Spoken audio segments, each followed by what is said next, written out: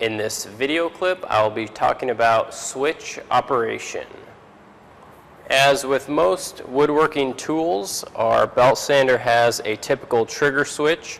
When depressed, our belt sander will turn on.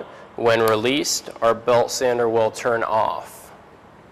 With this model of belt sander, we also have a lock, so when the trigger switch is depressed in the on position, you can push this lock in, release the trigger, and it'll continue to go all by itself.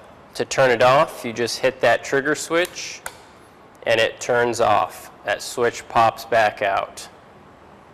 Next, we have our variable speed indicator. By rotating this, we can adjust the speed that the belt is going to travel. Next to that speed indicator, we have a little chart that's going to show us what speed is recommended for what materials.